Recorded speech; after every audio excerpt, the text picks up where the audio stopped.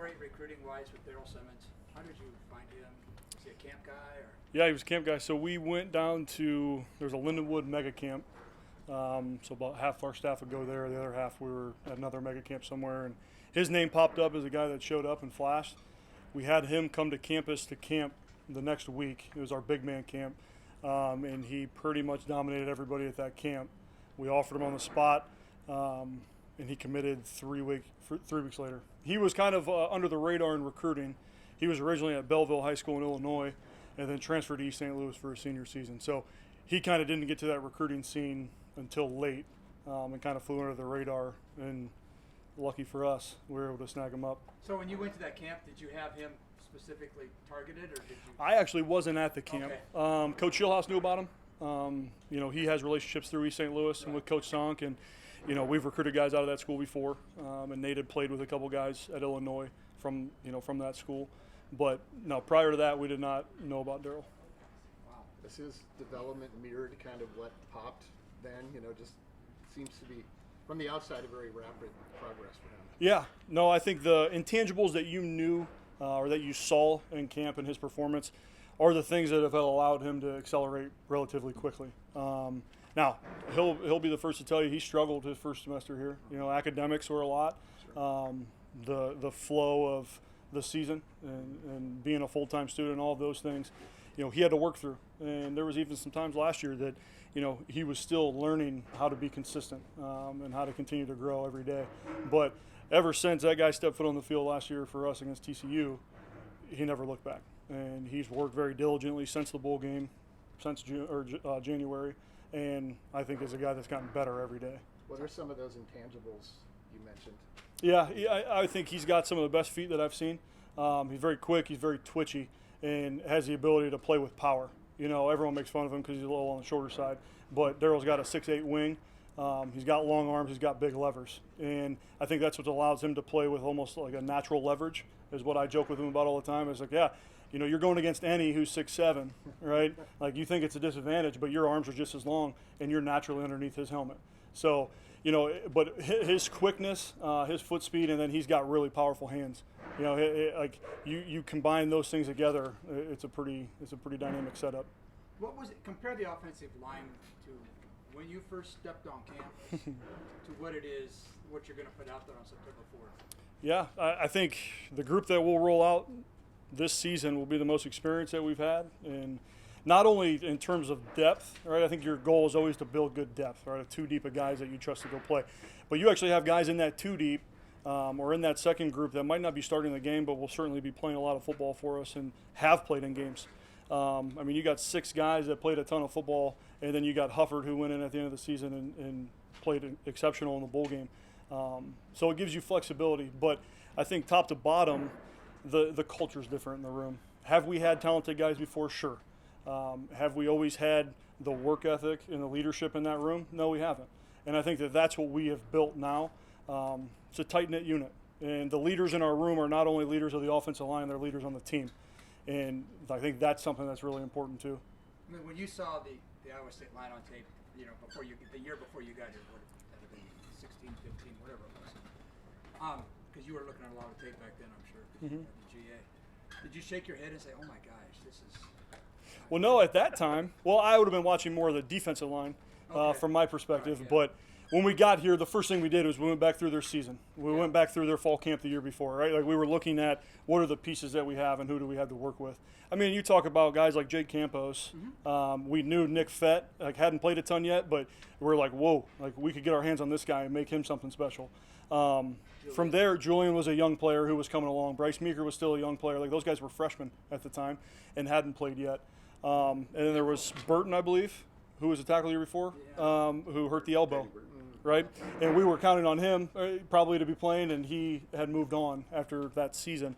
So there were some pieces. I think we kind of had to, culture-wise maybe, or guys that earned trust, we kind of had to piece some things together that first season. But no, there were some pieces for sure. One of the things we talked to Matt about Brock was that Brock's at his best when he trusts that he doesn't have to do everything around him, and how Matt thought that started with you guys up front. How do you guys view that in facilitating Brock being his best? Yeah, I think really for Brock, he has to trust that we're going to be where we're supposed to be. And I think that that's built over time and with repetition. You know, like the first day we install our protection, we walk through it and we show him, hey, in theory, if all things are like we're supposed to be, here's the pocket you should get. Here's where you should feel comfortable, whether it's leaving the pocket or stepping up to deliver the football. And then from there, you're building that trust. I think it's the same thing in terms of the communication, any adjustments that we have in our protection. But I always tell the offensive line, like, if you want the quarterback to play well, you better keep him clean early. Because if he can get his feet in the ground and deliver the football, right, he's going to be on fire, right? But if he's getting pushed off his spot and there's a little leakage in the pocket, well, now he's going to have to find his way into a rhythm. But if we can handle that at the beginning of the game, right, or the beginning of a practice, okay, then that's on us up front. Does that trust more than maybe other relationships flow one way? That the quarterback's got to trust you guys more than you got to trust him to trust you? Well, we got to trust him too. Yeah. You know, I think the one thing you know about our offense, we like to shift and motion, and we like to move guys around. And generally, how we start a formation is not where we're ending. Well, with that comes a lot of movement in the box, a lot of moving pieces for the O-line to have to re-ID and make sure that we're accounting for the right people. Well, there has to be great trust from us to Brock and him letting us make a new mic point or change a call, make an adjustment. He has to give us time to sort through some of those things. And I think, you know, that's what you see with a veteran center, right, and a guy who has been in communication with Brock for a long time. Like, we really don't, you know, miss a beat in a lot of those areas. You mentioned, Is this as good a setup in terms of trust as you could have with all the continuity across the line with Brock? Yeah, I think so. And then you take It's a our starting point. Yeah, well, you take the running backs into account that have played some football for us, and the tight ends. You know, like that, we're communicating with all those guys. And, you know, we rely on the backs a lot in protection too. We rely on the quarterback in protection, and the tight ends in the run game. Like I don't know if people realize how big of a deal that is, and some of the load it takes off the O-line. But, you know, our communication across the board. You know, I think it's something we put a lot of effort into, right? And that's why there's not many guys leaking through into our backfield. We're all on the same page. you mentioned the trust with Brock and Colin. And I just wonder how vital Colin has been as this offensive line has grown and progressed step by step in kind of being, I don't know if it's bell cow, but kind of indicative. He's battled through injuries at times too, but I mean, he seems to be kind of that concept, that maybe anchor a little bit. Yeah, I think him and Derek Swagger, like guys that have been the same every day, you know, from a young age. And that's what you appreciate about those guys, that maybe they're not the rah-rah guys or very vocal. They lead through, you know, action. And I think that's really what has brought the young guys along relatively fast, is not only are those guys good leaders, they work really hard, they're very consistent, but they help those young guys too. You know, I'm sorry. go ahead. No, I'm sorry. No, I was wrapped up. We're good. What defines the perfect Iowa State offensive lineman? Not who necessarily, but what? Yeah, What would be your I think, well, there's the things that we look for, but I think in terms of like the characteristics, like blue collar guys that are willing to work hard, that have some grit and toughness to them, and that will fight. Not necessarily in public, but will fight for their teammates. You know, I think that's a really big deal as you continue to get the group together and they become a cohesive unit. I know trust is a big thing, but I put a lot of accountability or responsibility on our guys to protect the offense and to carry ourselves that way. But to play football here at Iowa State, you got to be tough. It's never easy, and it hasn't been since we've been here. And our toughest guys are the ones that continue to produce and continue to be our elite players up front. and it maybe extend it a little bit, but stretch a little bit, but all but one or two of your offensive linemen are from right now. The breadbasket of the United States, are right Yeah. Midwestern guys. Yeah. That, you know, they say the Midwestern work ethic. I can't believe there's not a work ethic in other parts of the country. No, and I think where we're from in Ohio, you know, we Yeah. try to I keep our counted ties that. I going counted back that then, part no of doubt. it. But, you know, we have a lot of big frame bodies grown in state, you know, guys that grow up playing this position. If we can stay within our 6-hour radius, that's awesome. Yeah. Because you're getting guys that want to come to Iowa State, that have a knowledge of the history of Iowa State. You know, a lot of people here, they're either for the team out east or us, right? So the guys that want to come play football here, it means something too. And our guys from in-state that made the decision to come here, right, and bought into our program, our process, and our culture, like, for a reason. You know, and I think that's why you see those guys, especially those in-state or the local guys, that, like, they're all about this place, and they're all about what we're doing. Coach Campbell said you guys felt good, I think, heading into camp with maybe 11 guys potentially starting if you needed to. Has getting into the media camp made that conviction stronger with that group of 11, or has it brought surprises like, boy, we feel better even about 3 or 4 other guys too? Yeah, I think our two deep's really, really strong. Like I said, there's a lot of guys that have played football in that two deep for us, whether they're going to start, be the group that's starting walking out in the first game or not. We have guys that not only are ready to play, but have played. Through 2 weeks of camp, I'm really happy with where we're at. Our guys are rolling. We're playing really physical. We're doing a great job communicating. We're getting people moved up off the ball and opening some holes for our running backs. But, it's going to be a challenging week this week. I'm going to move some guys around, change some things up, put them in a little adversity and watch them respond. But for where we're at today, very pleased.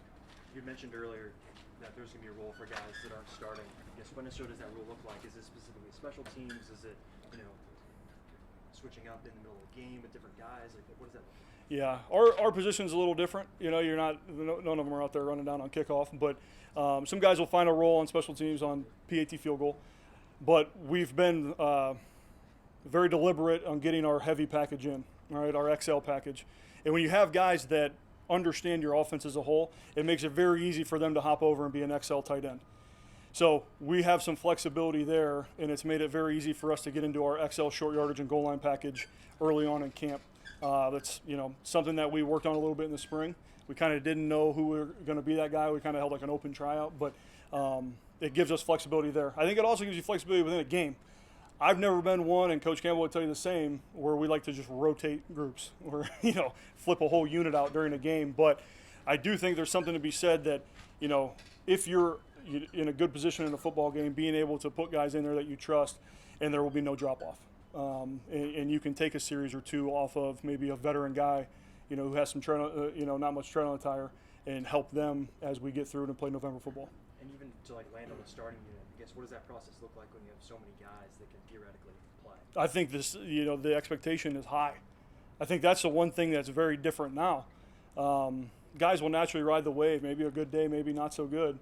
And we have to battle to be consistent, because if you don't, somebody else is. And I think that's what these guys are really learning and seeing as a group. And, man, we've been fluid with our depth chart. Guys have earned opportunities to run with the first group, and we've done that. And it's not saying that the other guy we don't trust, but we have to continue to push the standard of the room to the elite level.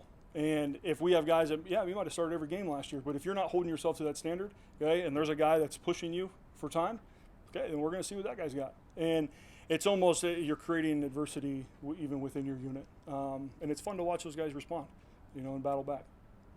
Who are some of the young guys you've seen so far in the offseason and in camp that have really taken big strides forward? Yeah, I mean, Daryl and Jake were really young guys. They still are young. They're only going to be redshirt sophomores, but those guys continue to be really consistent and had good offseason. Jake's came back from an injury, so his was a little more delayed. But other guys in that group, Grant Schreiber had a great offseason and is doing a nice job running at right tackle for us. You look at guys like, I know Rob's a veteran guy, but Rob Hudson's, doing a really nice job. Our young guys that just got here to campus, really pleased with where they're at. You talk about in-state blue-collar guys with Tyler Morrow, Jim Boniface, and Dodge Sauser. The future's solid. We're going to be bright. But I think collectively, they've all followed the leader. The young guys in the young ranks have followed the guys ahead of them because there is a blueprint for how to do things.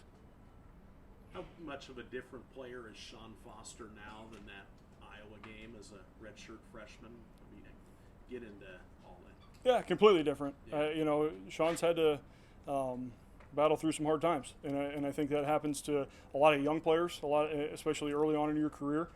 Some more drastic than others, right? And I think Sean had to set his ego aside, right, and check it at the door and go to work, and realize that it's not going to just be given to you, and that spot's just not going to be you're not going to get grandfathered into a position. And he went to work. I think the consistency we found out of him or got from him last season, he really worked hard for that.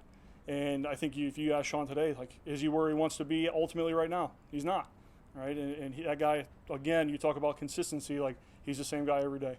You get the same thing out of it. You know what you're going to get from Sean Foster. Last question for Coach. All right, thanks. All right.